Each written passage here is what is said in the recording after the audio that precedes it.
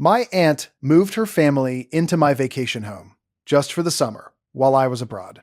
Changed the locks, told the neighbor she bought it. I landed back in September. Called the sheriff before I called her. She opened the door, saw the deputy, and said, "This is a misunderstanding." I said, "I know. That's why I brought him." She had 72 hours. She used 71 of them, screaming at my voicemail. On hour 72, my aunt opened that door, saw Deputy Marcus standing behind me in full uniform with his notepad out, and said, "This is a misunderstanding." I said, "I know. That's why I brought him."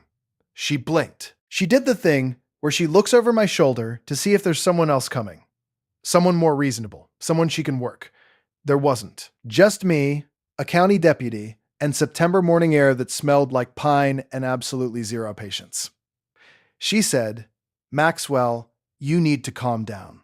I hadn't raised my voice once, but I'm getting ahead of myself. I need to back up, way back, because you cannot understand what that September morning actually meant without knowing what came before it. And what came before it was 18 months of my Aunt Deborah treating my vacation home like a timeshare she'd personally won in a raffle. My name is Max. I'm 34 years old. I live and work in Charlotte, North Carolina, and I've been an advertising manager at a mid-sized regional agency for going on 7 years. I make decent money, not embarrassing, not impressive, somewhere around $87,000 base plus quarterly bonuses that vary wildly depending on which clients we kept and which ones got offended by our pitch decks. I'm good at my job. I'm organized. I think in systems and campaigns and narratives. I know how to tell a story. I know how to make something look exactly as good as it needs to look. And I know professionally, strategically, how to make sure that the right message reaches the right audience. That last part matters. Remember it. I bought the vacation home 4 years ago. A little 3-bedroom place on Lake Norman, about 45 minutes from Charlotte, in a neighborhood that's half year-round retirees and half people like me who show up on long weekends and holidays and need a place that isn't their actual apartment. I paid $310,000 for it. I furnished it myself, piece by piece, over 2 years. The blue-gray couch from the local furniture place. The outdoor table I refinished by hand in a parking lot in November, like some kind of unhinged craftsman. Every dish towel, every throw pillow, every stupid little succulent on the kitchen windowsill.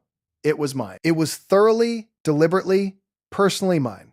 I was proud of it in the way that you're proud of something. You built slowly, on purpose, because you wanted it. I mention all of that because you need to understand what I was giving up when, 18 months before the September incident, I agreed to let my Aunt Deborah stay there, just for the summer. Aunt Deborah is 58 years old. She is my dad's younger sister, and she is, by every measurable standard, a woman who has spent her entire adult life fully confident that she is the most reasonable person in any room. She has 2 kids, my cousins Jordan, 23, and Paisley, 20.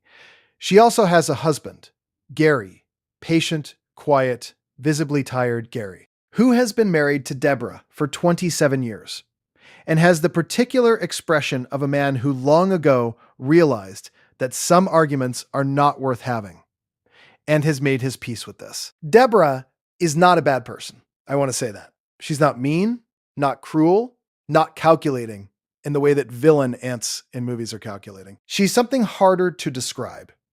She's a person who genuinely, sincerely believes that her needs are always slightly more urgent than everyone else's, and that people who love her will naturally understand and accommodate this. She doesn't ask for things, she assumes. And then, when you give her the things she assumed, she moves the assumption one step further and assumes something additional. That's not malice. That's just Deborah. Jordan and Paisley are fine. Jordan works at a sporting goods store and plays a lot of video games. Paisley is in college and mostly wasn't around that much. Gary, as I said, is tired. He didn't move a single piece of my furniture without asking me first. And once he found out about the lock thing, he apparently spent 3 days sleeping on a cot at his brother's place in Concord, which tells you everything you need to know about Gary.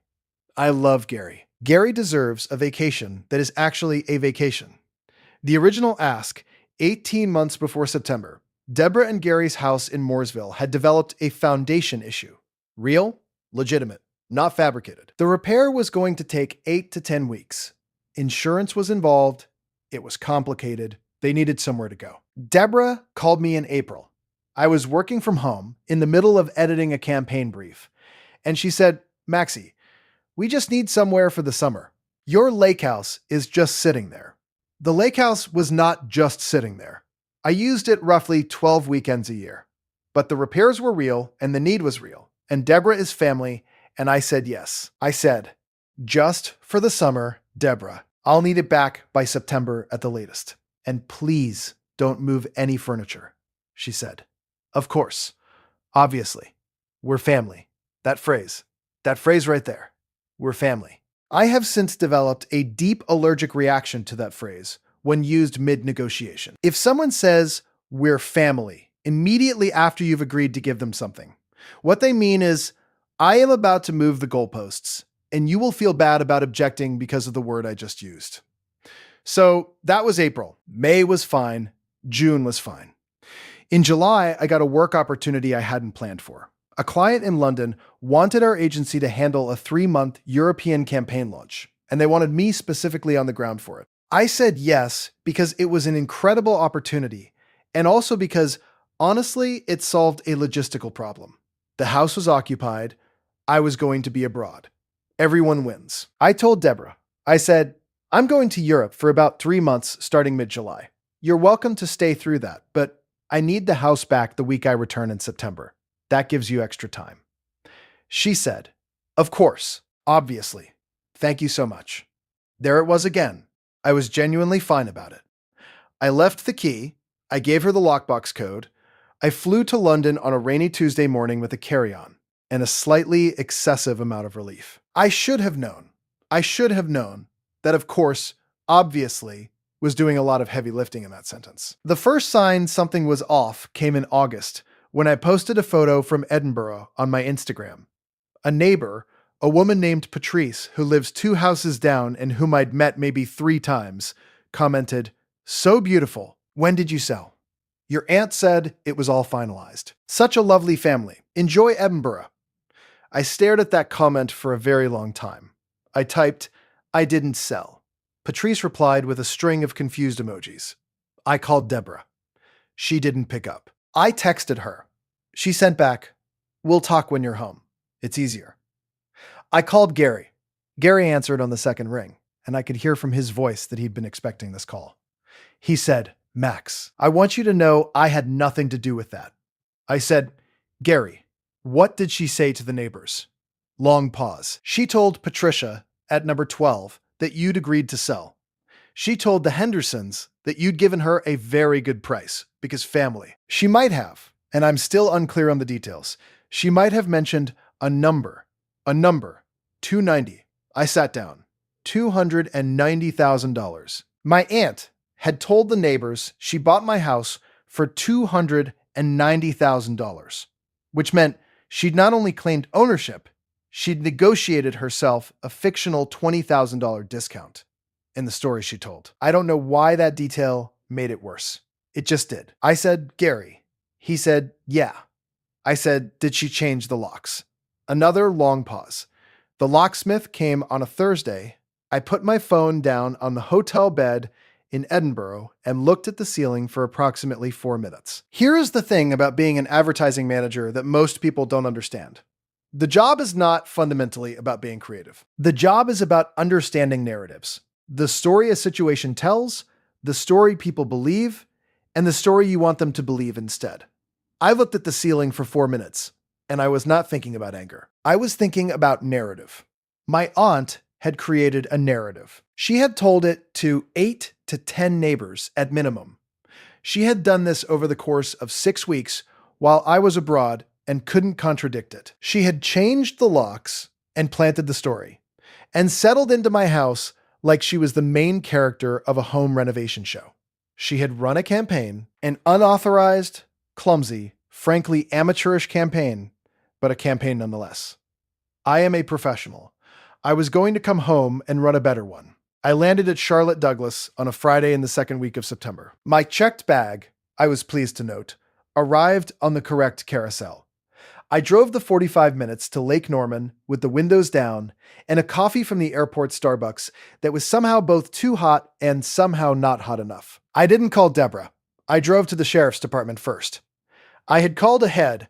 I'd spoken to a deputy, Marcus Willard, who was approximately 6'3" and had the measured, unhurried manner of someone who had seen every variation of every family dispute known to human civilization and remained, through all of it, completely unimpressed. I showed him the deed, which I had photographed and emailed to myself from London in August. I showed him the purchase documentation. I showed him my insurance policy. He looked at everything with the particular expression of a man reviewing a Wendy's receipt. He said, "And she's currently in the property?" "Has been since May. And she changed the locks. Locksmith came on a Thursday." He looked at me. Not unsympathetically. "All right," he said. "Let's go."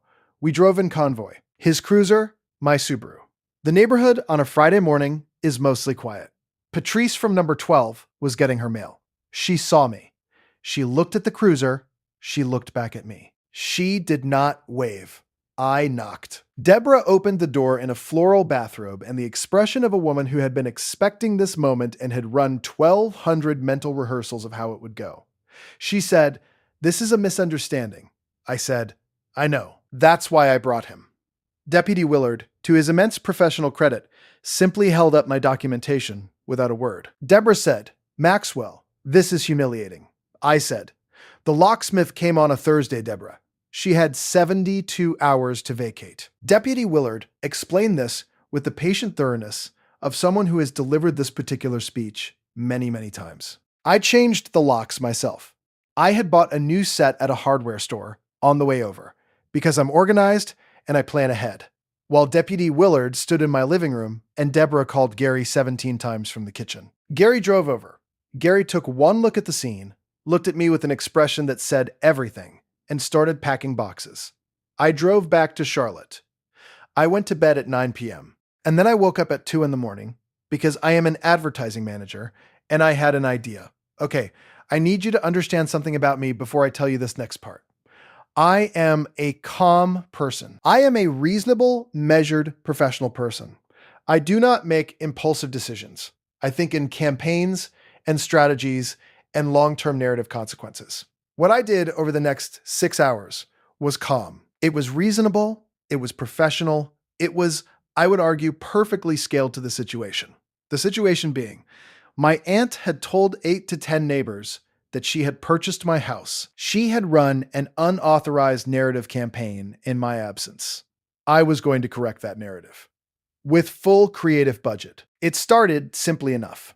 I'm on the couch at 2 a.m. with my laptop and a bowl of cereal, and I open my agency's design software, the same one I use to build campaign materials for clients who pay us real money. And I start designing what I'm calling, in my head, the correction.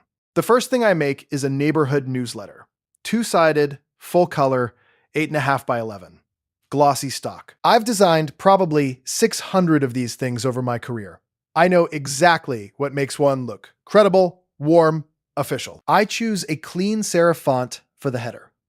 I select a blue-gray palette that, not coincidentally, matches the couch in my living room. The front side. A photograph of my house taken on a beautiful October afternoon 2 years ago when the leaves were turning and the lake was visible through the back windows. Above the photo, in clean bold letters, a note from your neighbor. Below the photo, in a somewhat smaller but equally confident font, "Hello, my name is Max, and I am the owner of Address.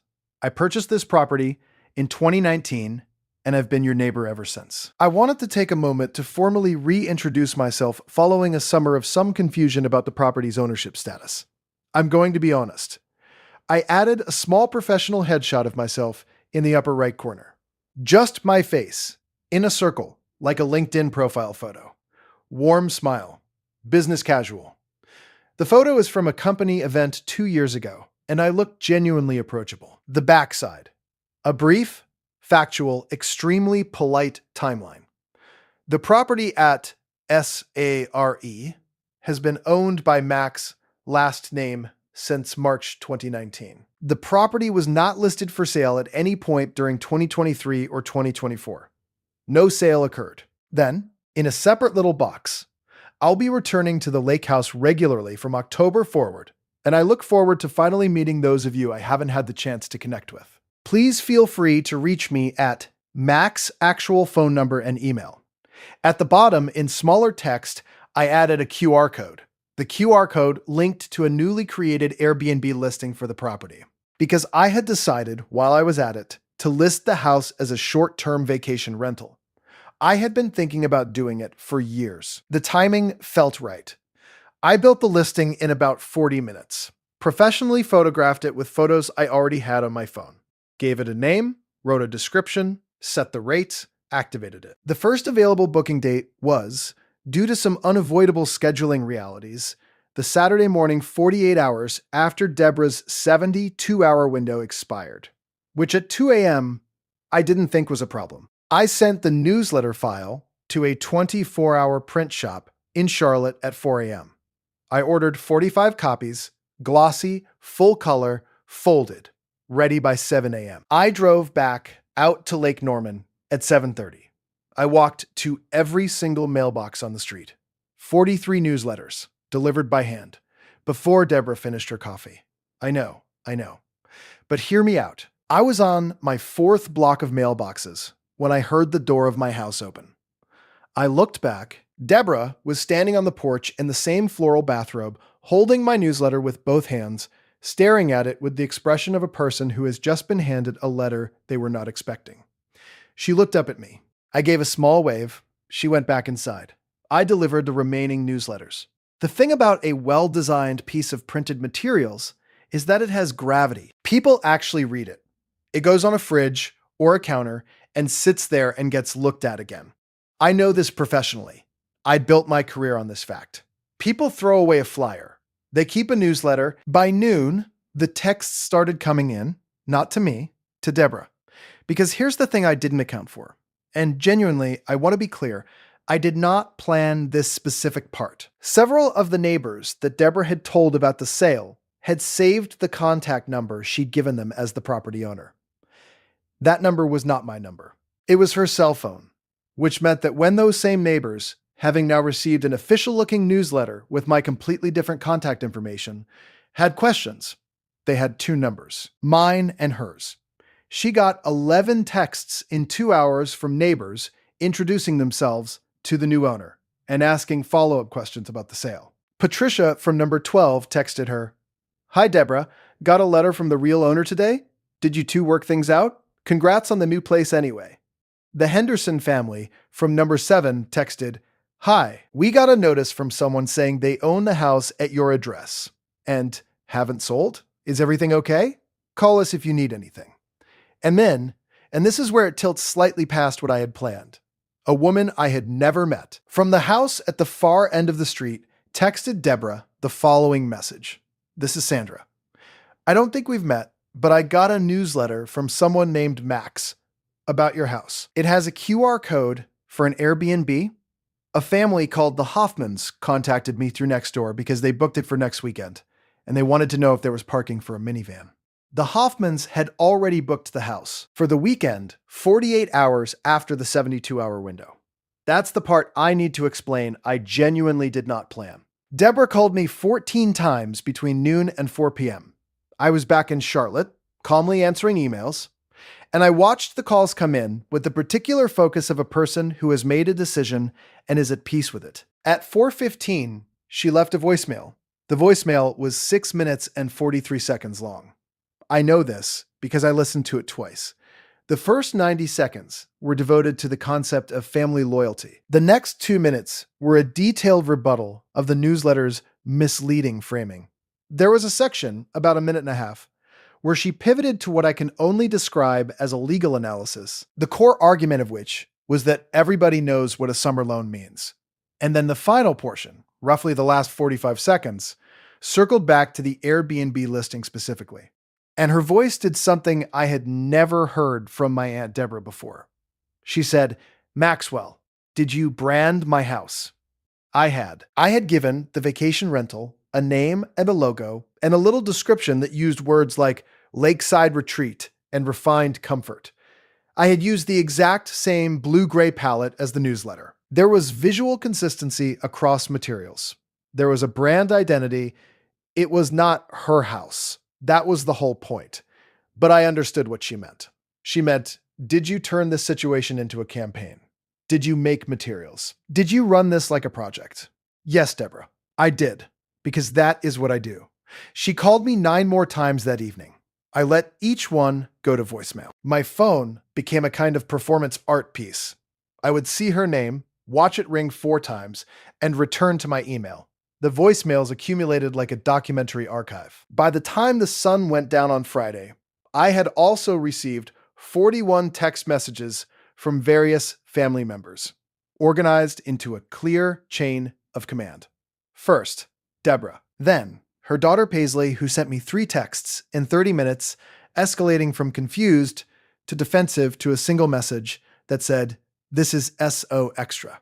Then Jordan, who sent 1 text that just said bruh, and then did not follow up. Then, 3 cousins on my dad's side, who had been briefed by Deborah via telephone tree. Then, my Uncle Kenneth, who actually called, to ask if the newsletter was a joke or a business thing. I told him it was both. He laughed for about 10 seconds, and then caught himself and said, "I need to support my sister here, Max." Then my Aunt Linda, Deborah's oldest friend, not actually a blood relative. Just a woman who has been in every family photo for 25 years, texted me a single message at 8 p.m. "Baby, that newsletter looked professional. Did you make that yourself?" I told her yes. She sent back 7 fire emojis. I told her thank you. She said, "I still can't believe she changed the locks. Who does that?" I did not have an answer for that, but I appreciated the validation. Saturday came. Deborah was still in the house. This was fine. She had until Saturday evening, technically, before the 72 hours ran out. But the Hoffmans, Carl, Amy, and their 3 kids aged 7, 9, and 12, were booked for Saturday afternoon check-in. I texted Carl Hoffman to explain there was a slight delay with checkout from the previous guests, and offered him a full refund or a Sunday check-in with a 30% discount. He chose the Sunday option, which was generous and practical of him, and he texted me back a very polite, "No worries, happens to everyone," which made me feel obscurely guilty in a way that the 14 voicemails had not. Meanwhile, my newsletter had found its way to the Lake Norman Neighborhood Facebook group. I didn't put it there. I want to be clear. I physically delivered copies to mailboxes. I did not post it online. Sandra from the far end of the street posted a photo of it. She posted it at 10:43 a.m. Saturday with the caption, "Has anyone else gotten this? What happened with the house at... Is everything okay?" The Airbnb link on the QR code looks very nice. The post got 67 reactions in 4 hours, 22 comments. The comments ranged from helpful, "I think there was a family situation," to informative, "The aunt told me she'd bought it in June," to completely unhinged.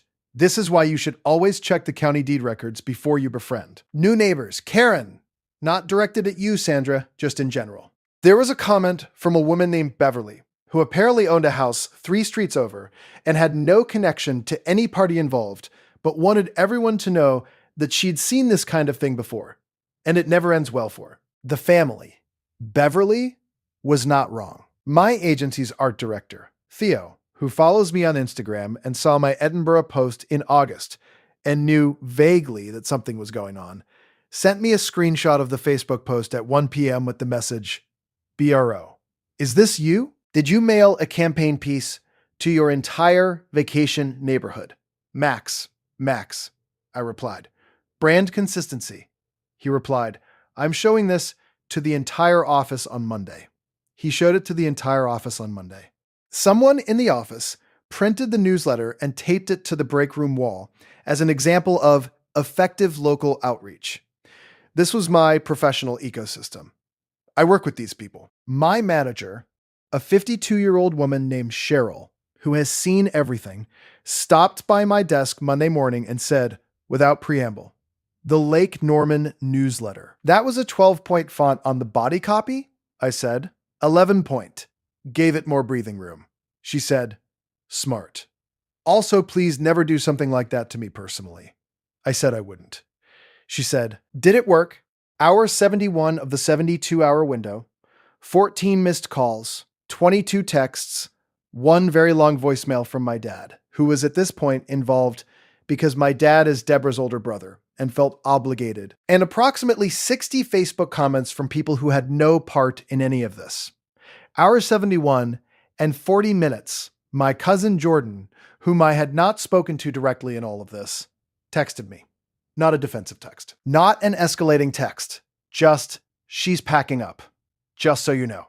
Also, the newsletter thing is actually being talked about at my job because one of my coworkers has a house on that street. This is the funniest thing that's ever happened to me personally.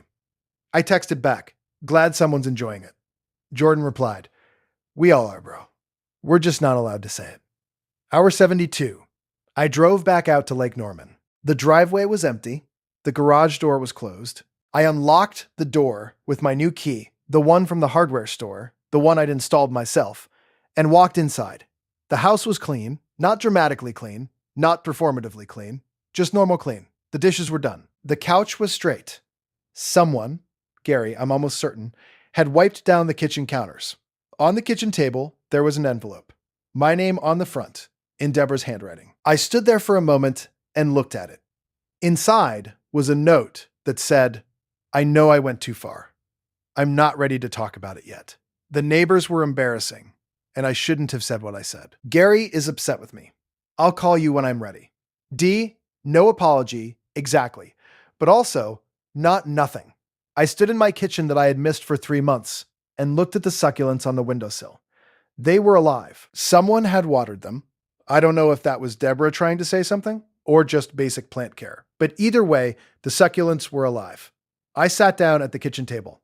I thought about sending a response. I thought about calling her. I thought about all of it. And then the Hoffmans arrived.